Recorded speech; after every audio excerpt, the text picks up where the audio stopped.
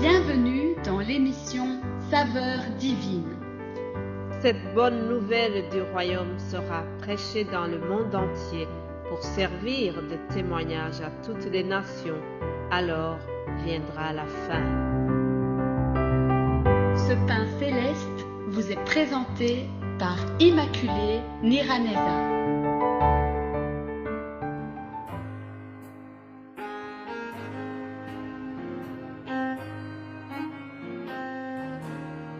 Shalom, shalom, bien-aimés de Dieu qui écoutent l'émission Saveurs divines. Que la paix de Christ soit avec vous. Je remercie le Seigneur qui me donne encore une fois le souffle de vie ce matin. C'est vraiment une grande joie de pouvoir se lever en annonçant la parole de Dieu. Quel bonheur, quelle joie, chers amis. C'est un honneur et c'est une grâce. Il y a des pays où on n'a pas ce droit de le faire. Alors, comme je suis dans un pays paisible, un pays qui me permet de le faire, je le fais avec reconnaissance et je le fais tout en sachant qu'il y a des frères et sœurs qui sont persécutés et qui souffrent pour leur foi.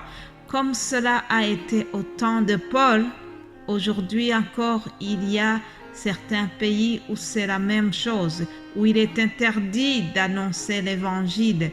Mais je remercie le Seigneur parce que en Belgique, nous avons le droit d'exercer notre foi comme nous le voulons. C'est vraiment un sujet de reconnaissance, chers amis. Alors, continuons de voir ce qui s'est passé avec notre ami Paul.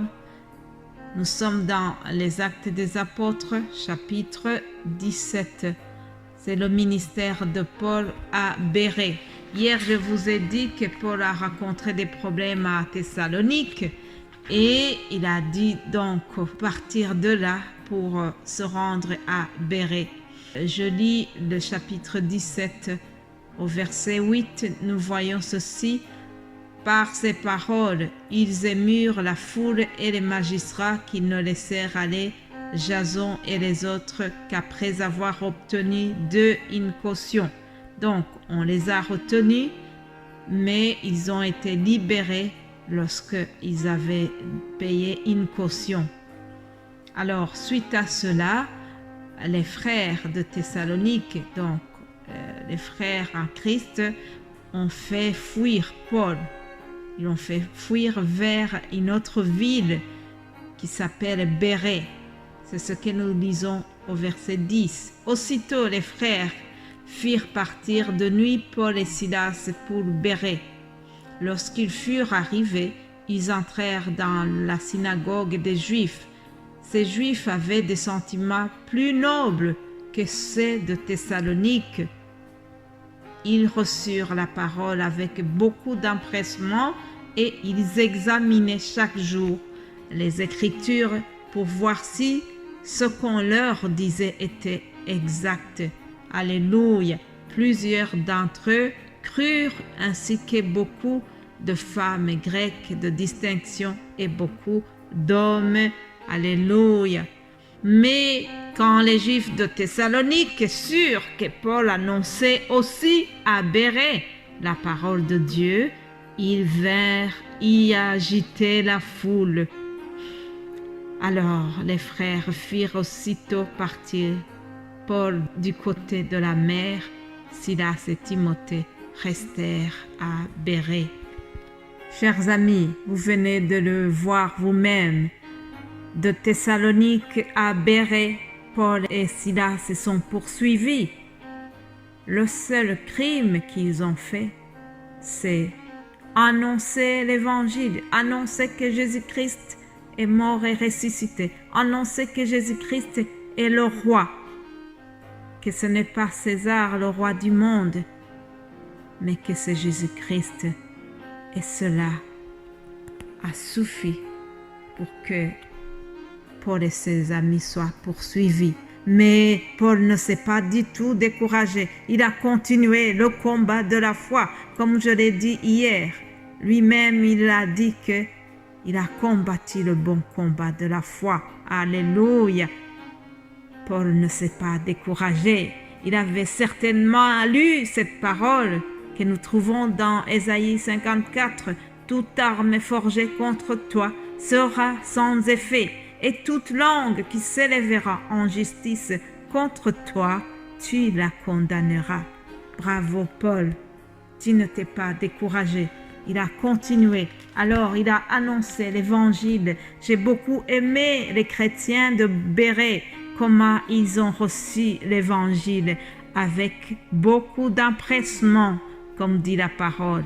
Ils ont reçu l'évangile avec beaucoup de joie et écoutez ce qu'ils faisaient. Ils examinaient chaque jour les Écritures pour voir si ce qu'on leur disait était exact. Voilà une très bonne habitude, une très bonne attitude, chers amis. Examinons les Écritures, surtout dans ces derniers jours.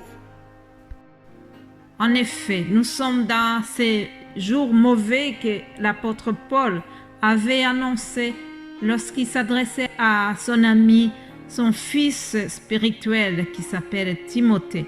Il lui a dit, car il viendra un temps, c'est le temps comme celui que nous vivons, un temps où les hommes ne supporteront pas la sainte doctrine, mais ayant la démangeaison d'entendre des choses agréables, ils se donneront une foule de docteurs selon leurs propres désirs.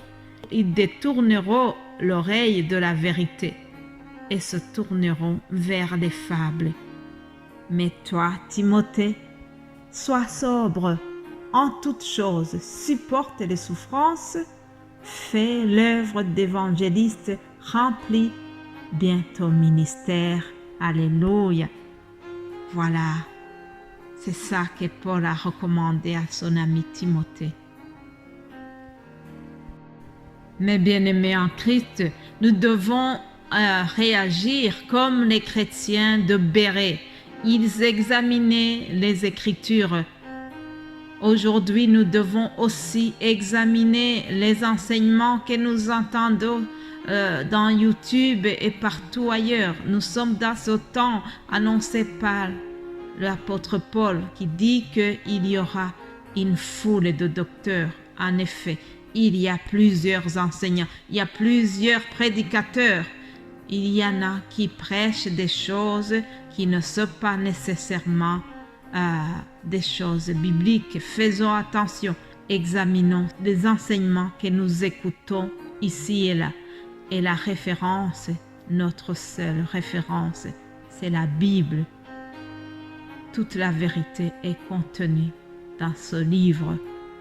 Nous devons nous référer à la Bible pour éviter de tomber dans les erreurs.